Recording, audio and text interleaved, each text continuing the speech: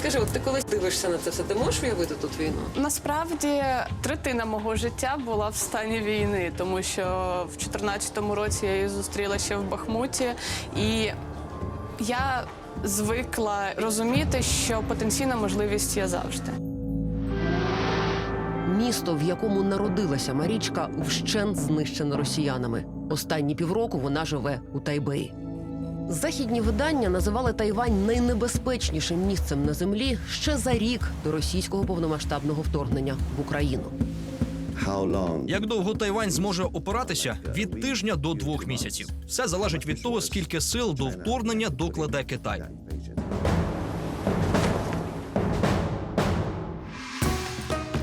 Тут шалено смачне повітря, суміш квіткового і морського запаху. Хоча в Тайбеї і сусідніх передмістях, які щільно з ним зрослися, живе 7 мільйонів людей, але ми жодного разу не зав'язли в корках, хоч і постійно кудись їдемо. Сила селена скутерів. Місцеві скаржаться, що правила дорожнього руху вони зневажають ще гірше, ніж київські. А ще повсюди неймовірні запахи дивної, геть не схожої на нашу їжі. Я мріяла потрапити на Тайвань ще з 2021-го, аби зрозуміти, чому американські сенатори і безпекові спеціалісти один за одним повторювали: якщо дозволити Путіну перемогти Україну, наступним буде Тайвань. Не можна прощати чи забувати воєнні злочини Путіна. Не можна відступати від допомоги Україні, бо якщо ми не впораємося тут, настане черга Тайваню.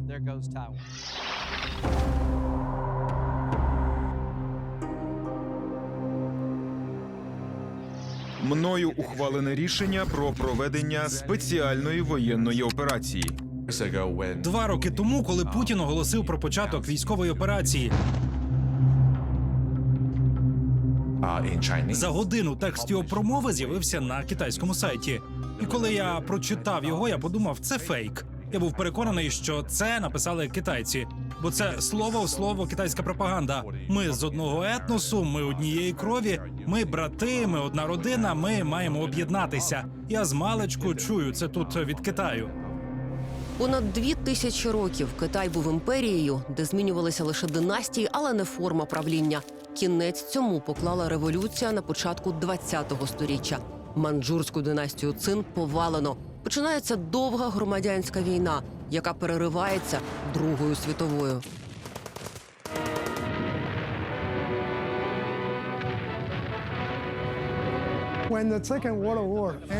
Коли закінчилася Друга світова, союзники повернули острів Тайвань Китаю. Тоді Китаєм керував Гоміньдан на чолі із засновником Чан Кайші. Але за 4 роки, у 1949-му, Чан Кайші зазнав поразки в громадянській війні із комуністами і разом із союзниками відступив на Тайвань.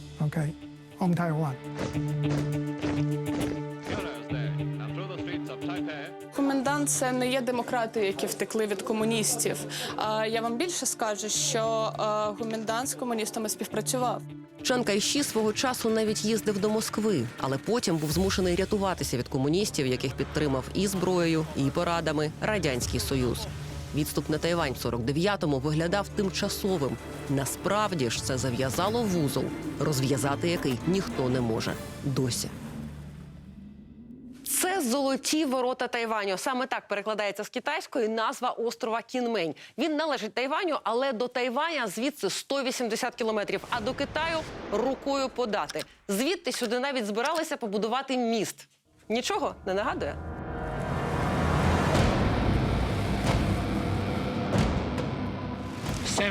Я почав працювати гідом 7 років тому.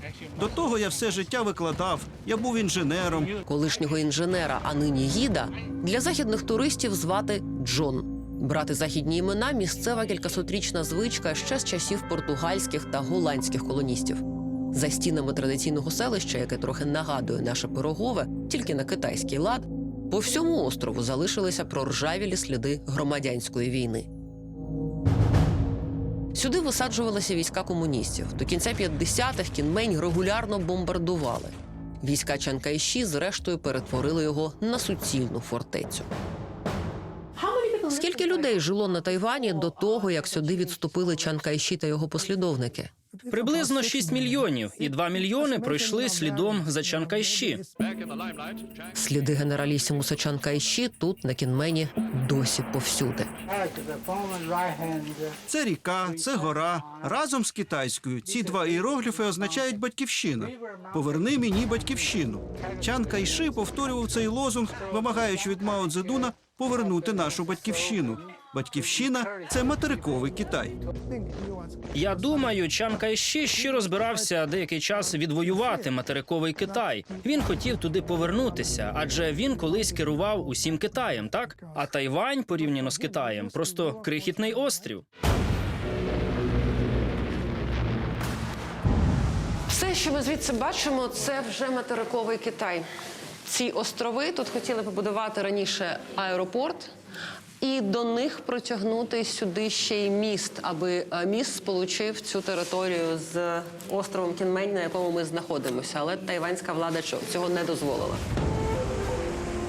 Відвоювати цей острів комуністичному Китаю заважає не так вціліла піхота Чан Кайші, як американський флот. Нині солдати на крихітному Кінмені переважно дерев'яні, а от тунелі справжні.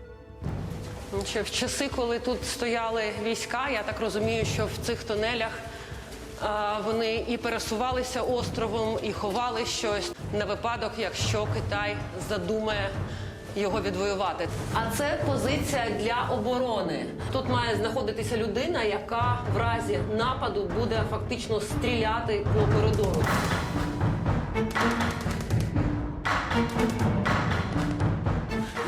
Це означає «не забувайте, що було в ці». В стародавні часи це була маленька країна, яка перемогла велику. Що він зробив, полководець Тяньдан? Він прив'язав бикам мечі до рогів і підпалив їм хвости, примусивши бігти на ворога. Так маленька країна перемогла велике військо. Можна сказати, це своєрідний хай-тек. А зараз хай-тек – це що? Дрон. Треба бути розумним, аби перемагати. На той час хай-теком для Тайваню була американська зброя, артилерія, танки, ракети. Сполучені Штати не шкодують грошей. Червоний Китай постійно дає нові приводи озброювати Тайвань. Ситуація в Тайванській протоці дуже непокоїть наш уряд. Китайські комуністичні сили нарощують присутність у цій області. Завдяки підтримці Сполучених Штатів саме Тайвань, або, як він офіційно називався, Китайська Республіка, займав місце в ООН. Це змінилося лише в 70-х, коли Пекін посварився з Радянським Союзом. І Сполучені Штати вирішили потоваришувати з комуністичним Китаєм проти Москви. Тоді визнання Тайваню скасовує більшість країн світу. Натомість визнають Китайську Народну Республіку. Потроху режим Гоміньдану став місцевим, бо почав покладатися на місцеві тайванські ресурси. Згідно із моєю соціологічною концепцією, Тайвань став новою нацією десь з 70-80-х років. Один з найдовших у світі воєнних станів – 38 років, з 1949 до 1987. Весь цей час на Тайвані панує так званий «білий терор». Людей катують і страчують, іноді навіть за те, про що вони самі гадки не мали. Ось моя віп-кімната. У цій камері я провів 1,5 року. В камері. Двері були замкнені, спали ми на підлозі.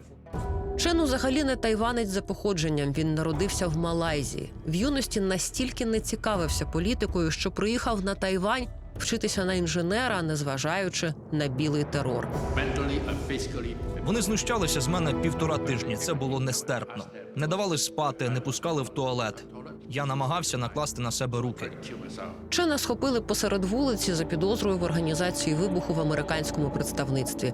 1,5 тижня намагалися вибити зізнання. Чен не зміг його написати, бо нічого про цей вибух, як і про комуністів, не знав. Я тоді піднімаю руку і кажу: «Ваша честь, у мене питання. Я нічого не зробив. За що мене ув'язнюють?» Тоді суддя спускається сюди до мене і шепоче на вухо: «Якщо я тебе виправдаю, наступний вирок тут винесуть мені». Через в'язниці за ці роки пройшли 14 тисяч тайванців.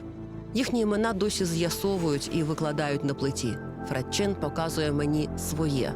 Дивовижно, але цей меморіал досі співіснує в одному місті з пам'ятником Чан Кайші, який запровадив терор проти власного народу. Якщо ви зайдете в Legislative Yuan, це парламент місцевий, там можна побачити величезну, таких в найкращих радянських традиціях, величезний портрет батько нації. Насправді це мене дивує. Площа Свободи для тайванців, як для українців Майдан. У 80-х саме тут проходили всі масові протести, які перетворили цю країну з авторитарної на демократичну. В 1996-му на Тайвані відбуваються перші прямі президентські вибори. Оскільки перед цими виборами на Тайвані вперше відкрито заговорили про незалежність, Китай починає військові маневри. Для того, аби показати Пекіну, що атакувати острів собі дорожче, Сполучені Штати відправляють сюди 2 авіаносні групи. Але вже на початку 2000-х відносини між Тайванем і Пекіном теплішають настільки, що в 2004-му на Кінмені з'являються перші китайські туристи. У такий спосіб материковий Китай намагається горизонтальними зв'язками, по-людськи, притягнути Тайвань ближче до себе. Ось так ворожнеча перетворюється на дружбу. Відтоді лише на один маленький Кінмень щороку приїжджало до мільйона людей з материка. Вони, так само, як і я зараз, блукали тунелями, дивилися на боєприпаси, ховіцери і танки, накопичені тут, аби захищатися від їхнього режиму. Мені давно було цікаво, а коли китайські туристи сюди приїжджали, роздивлялися ці артефакти вашої громадянської війни, що вони відчували? Що вони кажуть, коли опиняються тут? Я думаю, що вони насправді, більшість з них думає, що Тайвань – це частина їхньої держави. Традиційне селище Шаньхо дивом вціліло тут з початку ХХ століття. З жодним туристом з материкового Китаю мені тут поговорити не вдалося. Туристичний потік з материка перервали через ковід. Відтоді так і не відновили. У такий спосіб Пекін тисне на партію влади на Тайвані і виборців. Зараз Китай не дозволяє своїм туристам їздити на Кінмень. Може, з цього березня дозволить, але я не певен. Тому зараз з Китаю Кінмень дістає лише сміття. Подарунки з Китаю. Подарунки. Подарунки. Це з Китаю чи місцеве? Так, бачите, спрощене написання іерогліфів. Ці іерогліфи написані простим стилем, простим китайським. А скільки сміття до вас так потрапляє з материка? Кожні 10-20 днів сюди приїжджає машина, яка прибирає узбережжя. Інакше тут би все було в цьому смітті. Навіть сміттю потрібна свобода. З води завжди приходило найбільше лихо, від якого щороку потерпає Тайвань – тайфуни. Тобто вода доходила туди. Я не можу дотягнутися туди. А як довго вода трималася на такому рівні? Метро було зачинене 3 місяці. Землетруси і тайфуни, хай не такі масштабні, тут звичне щорічне явище з травня по листопад. Тому тайванці звикли до телефонних оповіщень про небезпечну негоду. Землетрус. До чого вони не звикли, це до того, що так само телефоном їм одного дня повідомлять, що Китай порушив повітряний простір Тайваню. Міністр закордонних справ Джозеф Ву дізнається про це під час своєї прес-конференції. Ага, я зрозумів. Китай запустив супутник. Нас ця тривога застала в автобусі. Іноземцям було складніше. У повідомленні помилилися з перекладом англійською і написали «китайська ракета». Ракета щойно влетіла в авіапростір Тайваню.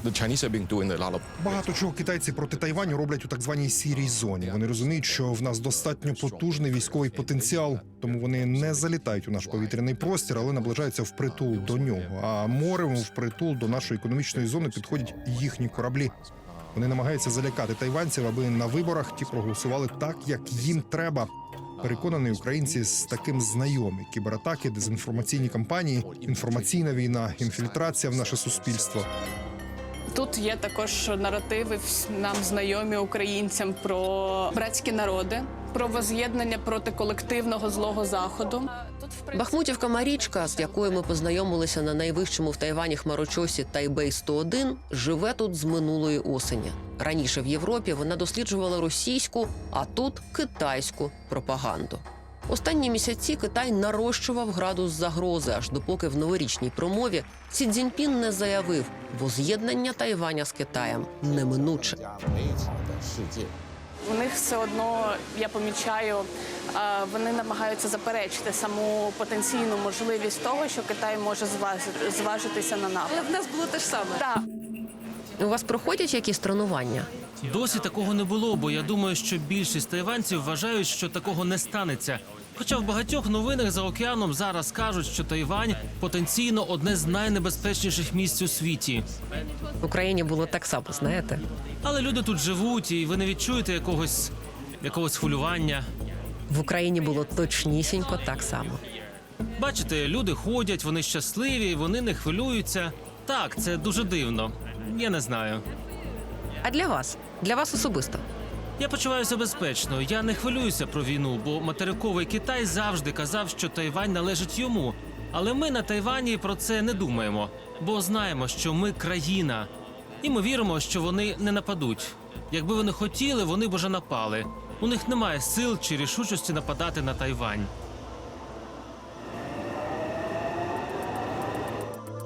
Якщо на Тайвані почнеться війна, звісно, нам також доведеться відкривати станції для сховищ. Це наче НАСА. Так багато моніторів. Коли американці сюди приїхали, вони кажуть: «Вау, ласкаво просимо в Г'юстон!» Стівен Чан показує мені центр керування тайбейським метро. У разі небезпеки саме тут буде один з центральних штабів. Військові найімовірніше прийдуть сюди. Вони принесуть свої комп'ютери і розгорнуть тут командний центр, в якому нам доведеться допомагати. Тайвань – унікальне місце. 19-та економіка планети. При цьому його офіційно визнає 11 крихітних острівних держав і Ватикан. Для України, як і для більшості держав, суверенного Тайваню досі не існує. Але через двосторонню безпекову угоду, затверджену Конгресом Сполучених Штатів, допомагати Тайваню американців зобов'язує закон. Відтак за ці роки вони поставили на острів стільки зброї, що нам залишається тільки мріяти. Коли ми тільки потрапили до Києва, це був серпень, 27 чи 28. В цю ніч Київ пережив найпотужніший обстріл з весни. Мін Сюан Ву – засновник організації Doublethink, українською «Дводумство». Слово з найвідомішої антиутопії Оруелла 1984. Дослідник пропаганди поїхав до Києва, бо хотів на власні очі побачити, як виглядає війна з величезним агресором, який претендує на твою землю. На Київ летіло 20 чи більше ракет, і жодна не долетіла. Бо його захистив ЗРК «Петріот». Я вперше зрозумів, що це насправді дуже потужна система. Бо він у нас тут стоїть уже років 20, я ще дитиною про нього чув багато і думав, це якийсь старий мотлох, так? Ви не уявляєте, як довго ми просили «Петріоти». Так, я знаю, мені ніяково за те, наскільки ми мало розуміли.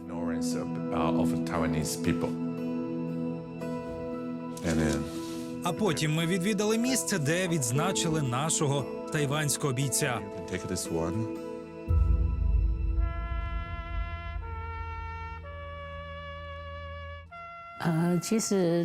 Я ніколи не цікавилась новинами. Я навіть не знала, де розташована Україна. Аж раптом у березні 22-го Джонатан сказав, що хоче їхати туди воювати, бо там убивають невинних людей. Я не могла цього допустити, я йому заборонила. Але він продовжував говорити, що вони готові їхати, що він уже все вирішив. Він був уже в аеропорту, а я в Хуалі, нашому місті на півдні. Неможливо було щось змінити по телефону. І тоді я просто стала просити його берегти себе. Тайванський прапорець на Київському майдані не дарма, адже ще восени 2022-го в бою з росіянами за нашу свободу під Кремінною загинув тайванський доброволець Джонатан Ценг. В мене залишилися 2 фотографії від нього з України. Одна сувора, інша така ніжна, турботлива. Ось із цієї другої я і зробила собі татуювання, щоб він залишався зі мною таким. Він пообіцяв мені, що все буде добре, що він буде окей. Натомість Джонатан захищав інших до того, як був смертельно поранений. Як ви дізналися про те, що його більше немає? Я ще за тиждень до того, як мені сказали, вже відчувала, що щось сталося. А 4 листопада один з тайванців, хто теж служив в Україні, зателефонував мені, і перше питання, яке він мені поставив, було «Ви сама?».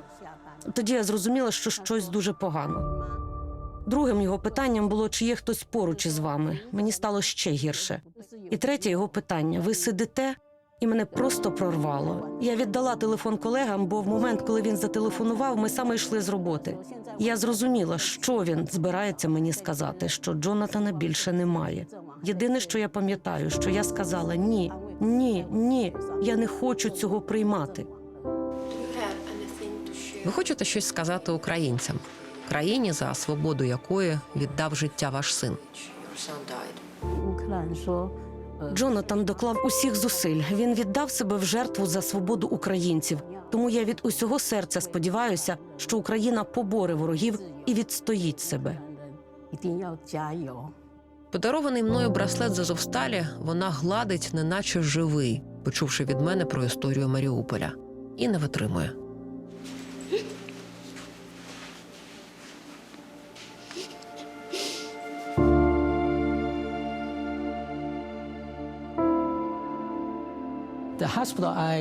Я працюю в меморіальному шпиталі імені Маккея. Це церковний шпиталь, заснований канадським місіонером понад 100 років тому.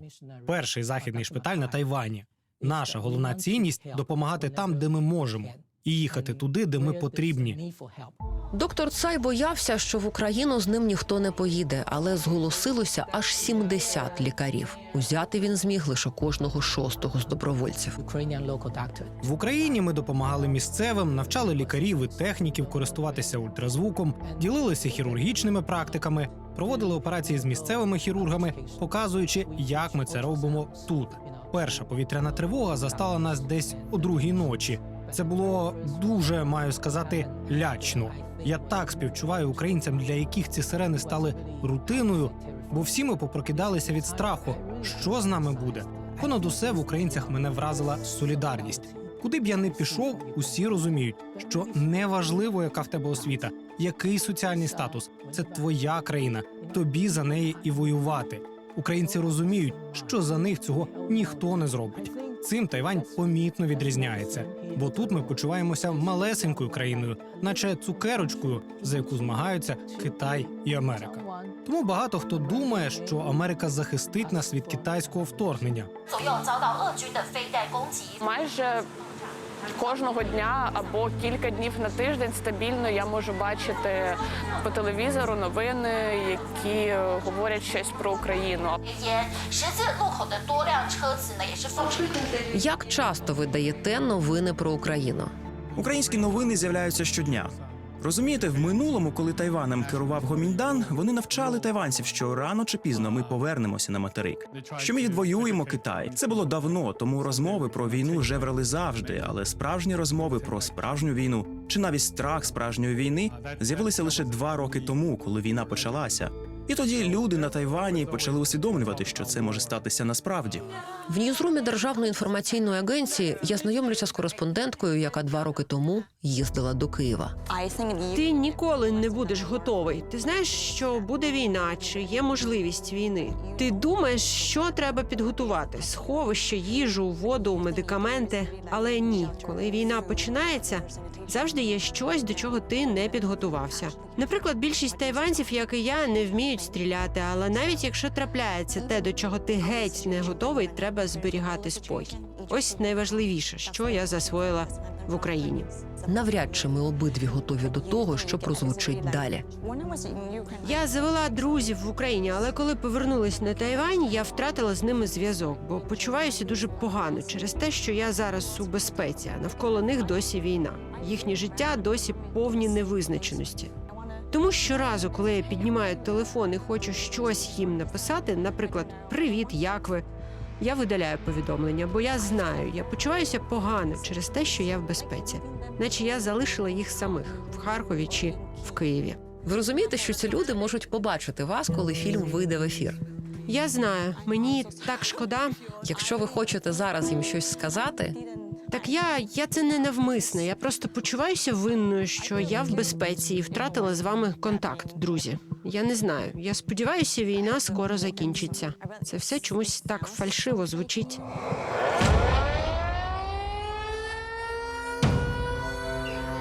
За моїми оцінками, нам потрібно 2 мільйони громадян для цивільної оборони.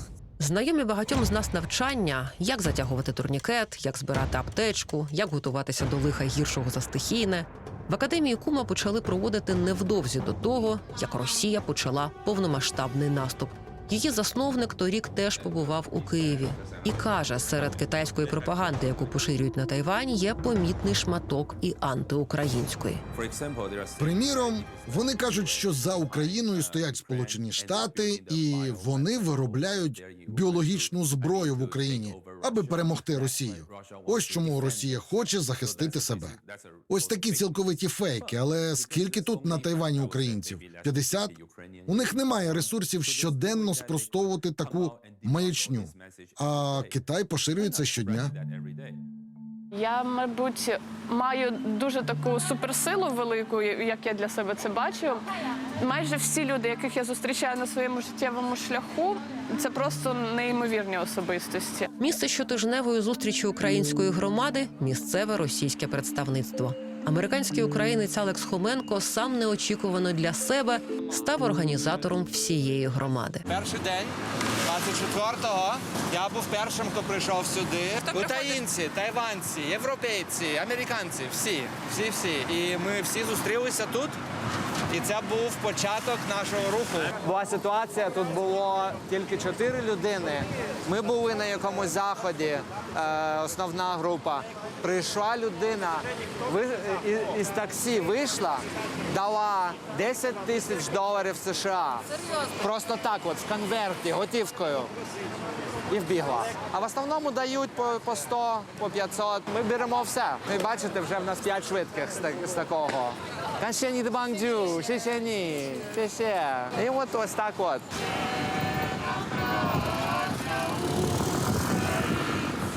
Весь вільний час Ендрю Бізарді вирізає пташок із дерева, яке привозить на Тайвань з рідних Сполучених Штатів. Розмальовані синьо-жовтим, пташки розлітаються на регулярних благодійних розпродажах. Я жив в Україні раніше, був вчителем в 2008-му. Це я вперше поїхав до іншої країни і провів там чудовий час. Завів там чудових друзів. Перед тим, як поїхав, вони сказали, що у мене там завжди буде дім. Тож тепер я намагаюся зробити все можливе, аби допомогти цьому дому. Мої місцеві друзі бояться 2 прокитайських партій. У вас був цей президент до Революції Гідності Янукович, який вів країну в бік Росії. Вони бояться тут того самого, бо партії говорять про те, щоб ділити острів Кіньмень з Китаєм. Мене це змушує думати про Севастополь. Мене це теж нервує. Щоразу, як ми зустрічаємося з Марічкою, на ній нова вишиванка, але є одна, яка найближча до серця. Це взагалі моя улюблена вишиванка, бо, по-перше, її можна одягати на кожен день. І вона мені також дорога, тому що я її купила ще в Бахмуті, точніше, мама купила. У нас був єдиний в Бахмуті магазин, де продавали виключно українські книжки «Енеїда». І там також можна було купити таку символіку, тому вона мені дуже дорога. До речі, цікавий приклад тайбейської архітектури. Ти можеш побачити тут такий, досить старий будинок, а одразу за ним вже і навіть поряд такий хай-тек, багато скла, сучасний дизайн. Старе місто переходить у нове місто.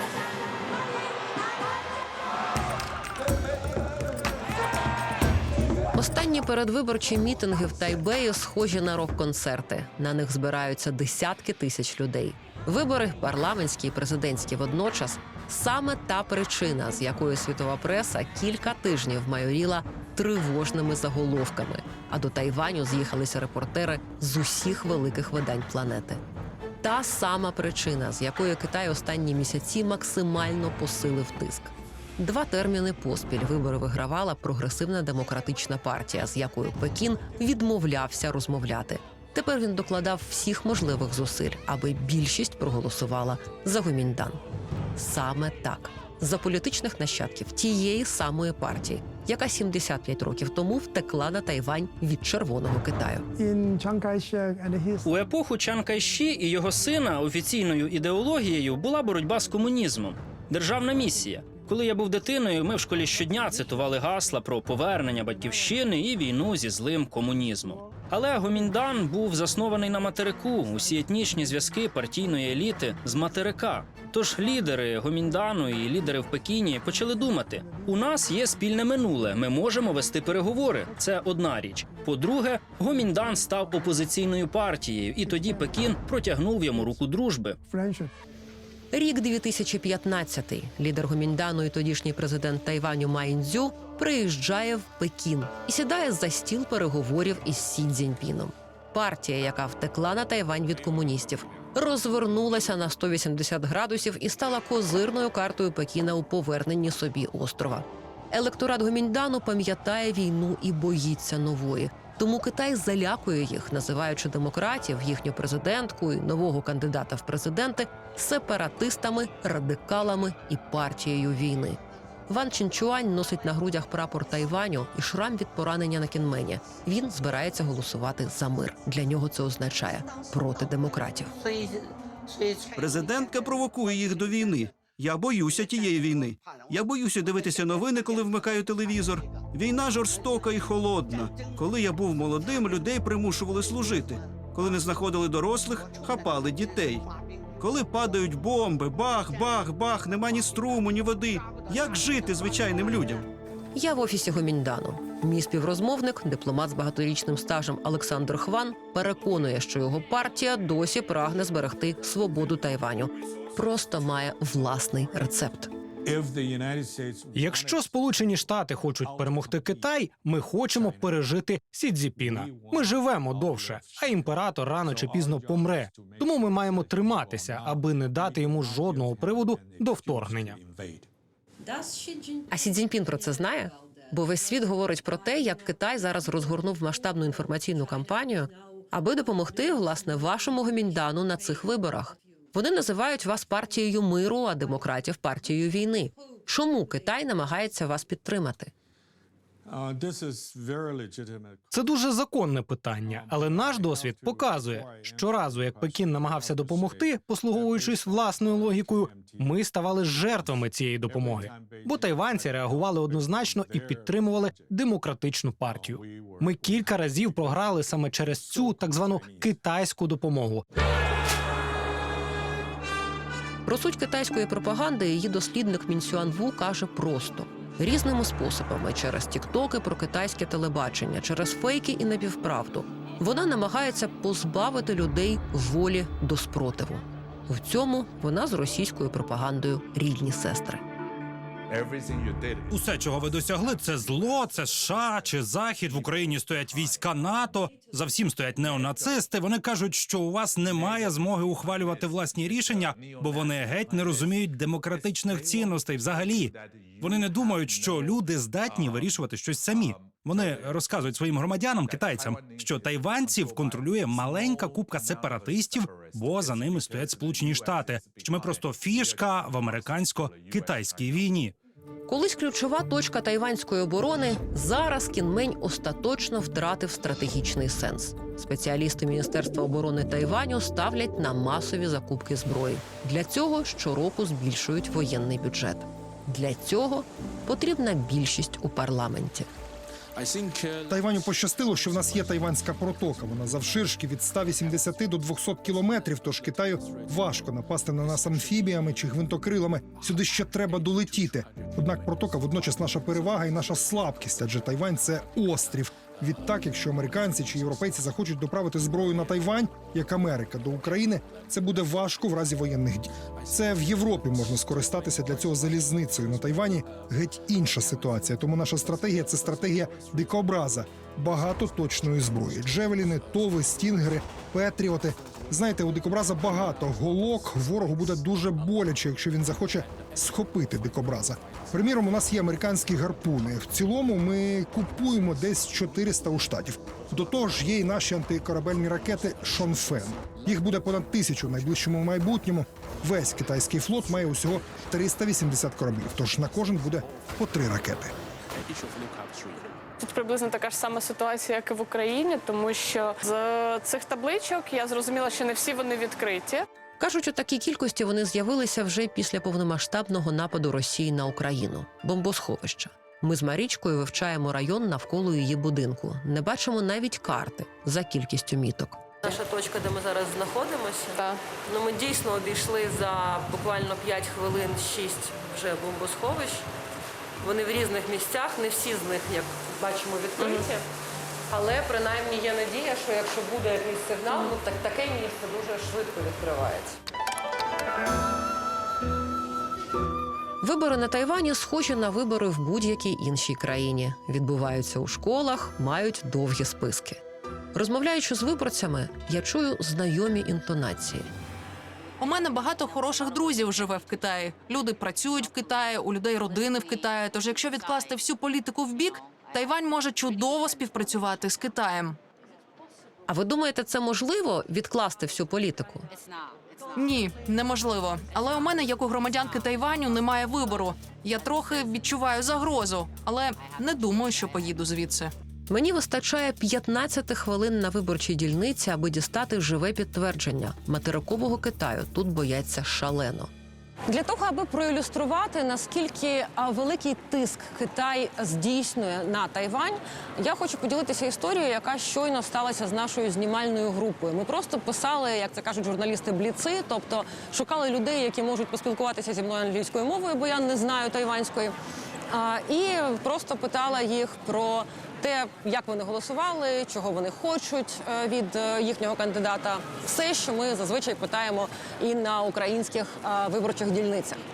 За 10 хвилин після цього до мене повернувся цей чоловік разом з дружиною. Вона попросила видалити це відео, тому що вона не хоче, аби він був у нас на камері, бо не він, а вона працює в Китаї. Тобто люди, які мають роботу в Китаї, їздять туди на роботу, повертаються сюди голосувати. Вони реально бояться того, що навіть інтерв'ю українському телеканалу в Тайвані про вибори, де немає абсолютно нічого. Я сподіваюся на мирне майбутнє, сказав мені цей чоловік.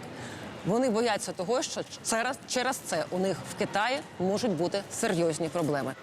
Вибори закінчуються незвично рано для України – о 4-й вечора. І одразу ж починається підрахунок. Щойно закрилися виборчі дільниці о 4-й годині вечора. Інформація почала поступати сюди, в Центральну виборчу комісію. Он на те табло за моєю спиною. Результати там змінюються щохвилини. З'являються нові цифри підрахованих дільниць.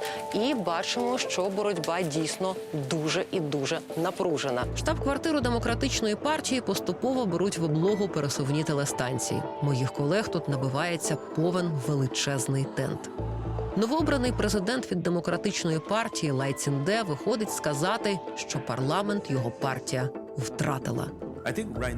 З цих 50%, які не проголосували за Демократичну партію, 30% усе ще вважають Китай ворогом, а ще 20% здалися б Китаю.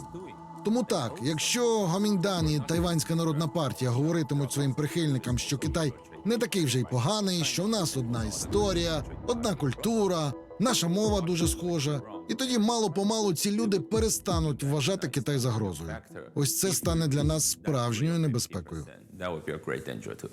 Це точно не поразка демократів, але точно і не впевнена перемога. Що це означає, що напередодні виборів мені пояснював голова міжнародного відділу партії Вінсент Чао. В 2000-2008 роках, коли демократична прогресивна партія вперше перемогла на виборах, у нас не було більшості в парламенті. Як результат, багато заблокованих або заморожених ініціатив, зокрема оборонних. У разі такого найгіршого сценарію наша величезна надія, що всі політичні партії зможуть знайти спільну точку в питанні національної безпеки, тому що тут немає місця для політичної боротьби, коли йдеться про захист Тайваню і Тайванської протоки. тут також є пропаганда, начебто Україна сама напросилася на війну через те, що надто зблизилася з західними демократіями. І це дуже близько до опозиційних меседжів тут, у Тайвані, про те, що Тайваню не варто занадто сильно наближатися до Сполучених Штатів. Китайське телебачення коментує результати виборів передбачувано. Питання Тайваню – внутрішнє питання Китаю. Хай що змінилося в Тайвані, не зміниться головний факт, що в світі є лише один Китай, і Тайвань є частиною Китаю. Чи означає такий результат виборів, що Тайвань може стати слабшим, а відтак на крок ближчим до війни? Усі, з ким я тут говорю протягом тижня, сходяться в одному – Китай ще не готовий. І український урок показав і далі демонструє – світ не стоятиме осторонь. Західні країни, всі демократії мусять продовжувати підтримувати Україну, бо якщо Україна зазнає поразки, це буде поразка всіх демократій. Захід продемонструє, що не здатен захистити одну країну від авторитарної експансії. Тому ви боретеся не тільки за Україну, ви воюєте за всі демократії світу.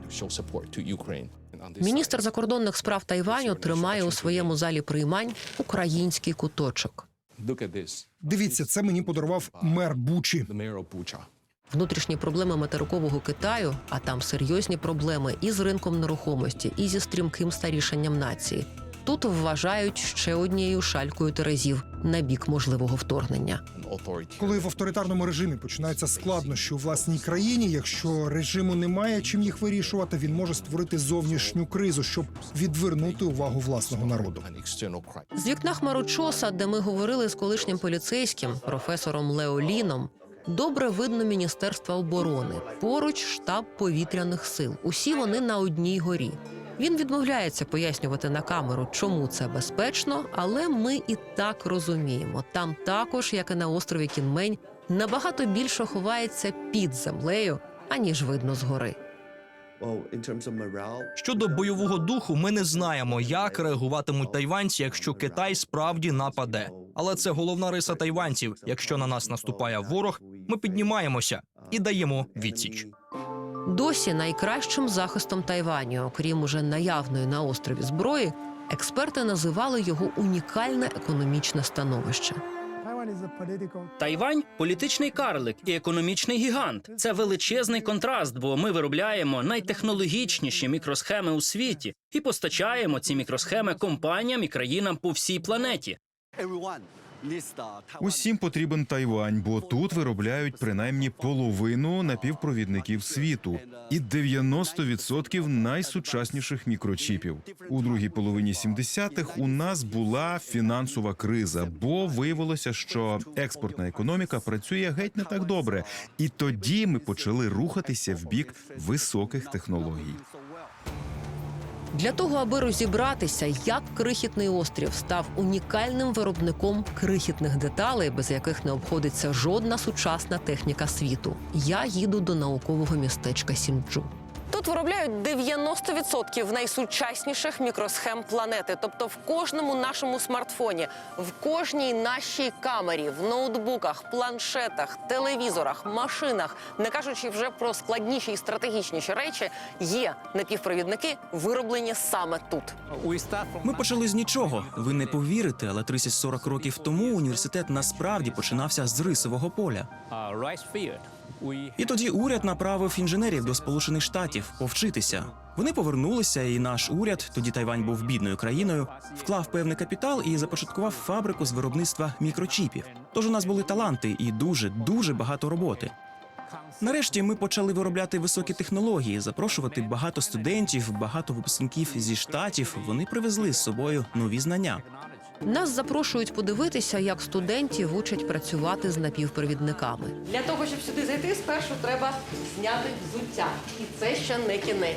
Потрібен особливий дрес-код. Це все для того, аби не було зайвого пилу. Це повітряний душ. Весь пил, який на нас є, зараз нас здуває. Ми на справжній машині навчаємо студентів усьому процесу.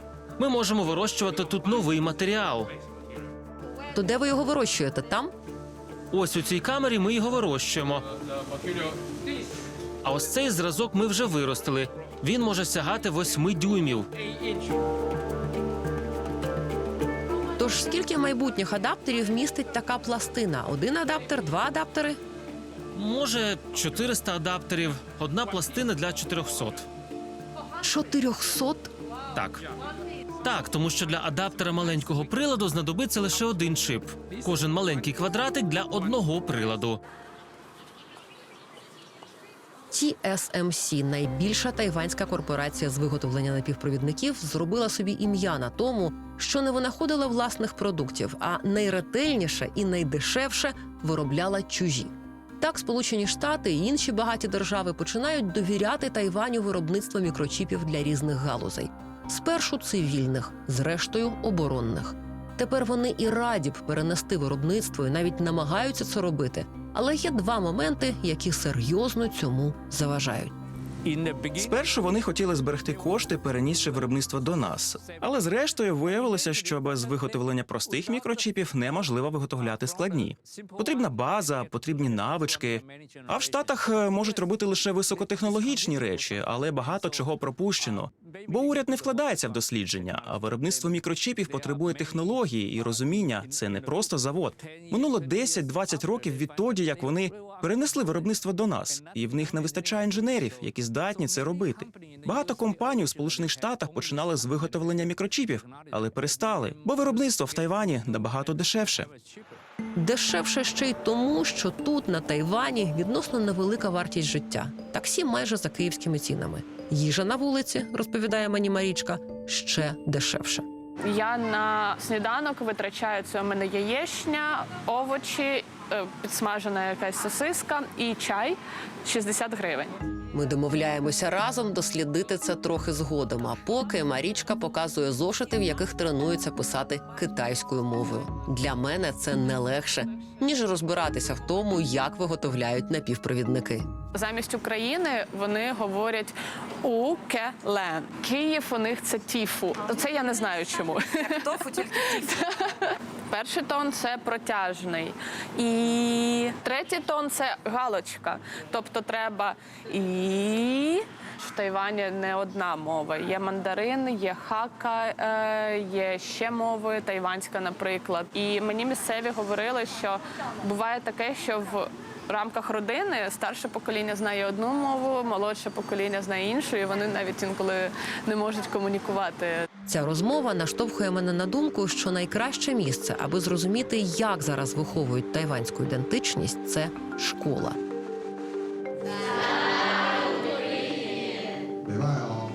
Мову тут вивчають на простих овочевих прикладах.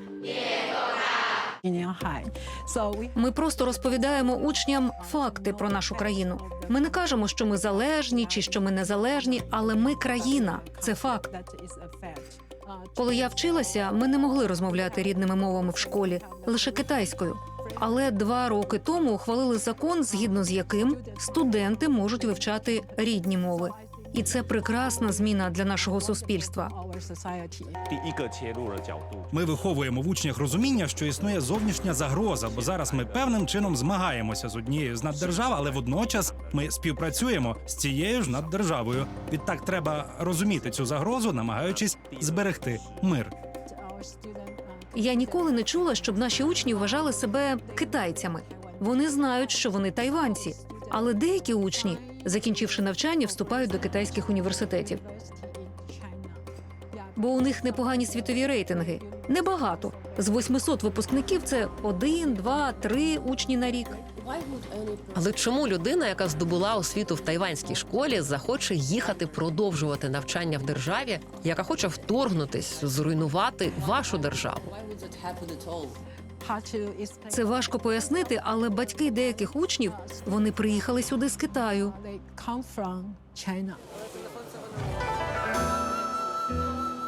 Я обожнюю нічні маркети. І я перше туди прийшла зі своїм другом. І якщо б він мені, як європеєць, не сказав, що там їсти безпечно, я б ніколи не спробувала. Для мене це була така дика картина, тому що це такі мафи, які виглядають, наче там небезпечно їсти. Те, що відбувається далі, позбавляє мене мови. Чан Ілю, який 20 років продає тут чай, почувши, що ми українці, практично на жестах пояснює мені, що давно хотів хоча б якось допомогти українцям. І питає, чи є в мене вільне місце у валізі. Коли я зізнаюся, що є, він починає збирати чай нашим хлопцям на передову. 3 пакети на 1 літр води? Ну, це, мені здається, те, що ми з тобою говорили, про підтримку не тільки від держави. Вони не можуть допомогти нам фізично у війні, але понад 10 людей з Тайваню воюють зараз або воювали, на жаль, є і загиблі. Особисто знаю одного. Він зараз вже тут, і він є інструктором. Він допомагає армії підготуватися на основі того досвіду, який він отримав в Україні. Їхати з України, зізнається Марічка, їй було неймовірно важко, бо тут залишилися її батьки. Тут воює її коханий. Служить зараз на Донеччині. І пішов, як дуже багато людей в Україні, в перший тиждень війни. Того часу він служить. Звісно, шалено. І я досі хвилююся, особливо, коли я дуже далеко. Тому що, коли ти в Україні, ти є учасником. Коли ти за кордоном, я читаю про вибухи, але я не розумію ні масштабів, ні місця, нічого навіть приблизно. Ти приїдеш в Україну рано чи пізно, що ти принесеш, що, власне, ти будеш робити в Україні? В Тайвані. Зараз я можу сказати, що в Тайвані інформації про Україну набагато більше, аніж в Україні про Тайвань. Я б хотіла спробувати це змінити зі свого боку, своїми силами і силами моїх друзів і колег.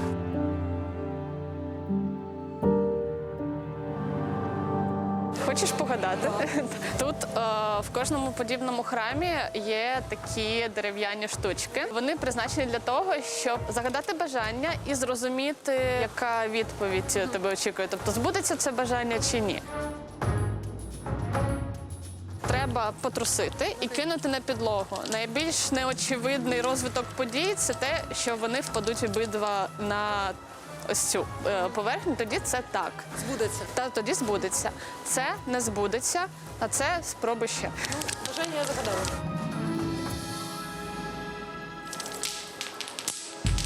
Моє збудеться. Я не маю іншої думки, окрім нашої перемоги. Спроб доводиться робити багато. У тебе дуже складне бажання. Але дуже треба, щоб збулося. Yes. Вітаю.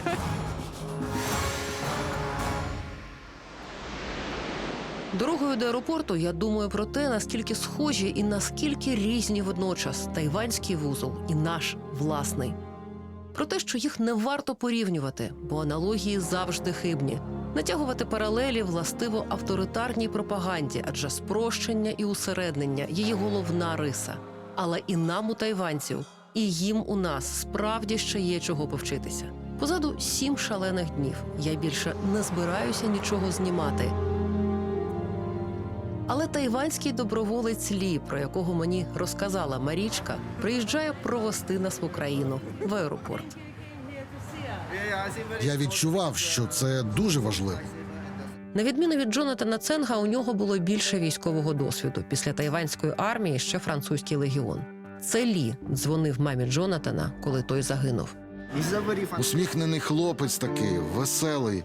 Ми зустрілися лише одного разу на вокзалі у Харкові. У нього було багато питань. Я давав йому якісь поради, як влаштуватися на роботу, що робити. Дуже сумно. Я бачив його вперше і востаннє. Ким ви служили? Кулеметником. В Україні також чи навчилися чогось нового? Спершу так, а потім мій сержант поміняв мені посаду, я став пілотом дронів. Ви працювали з дронами до України?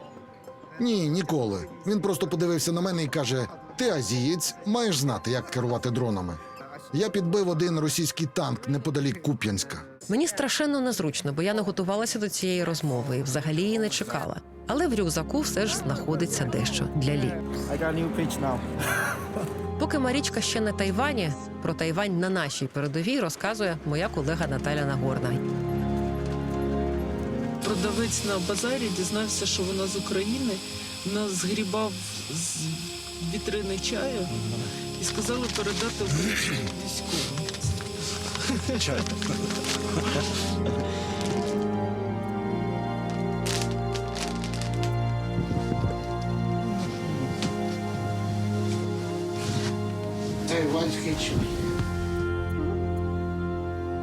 За перемогу.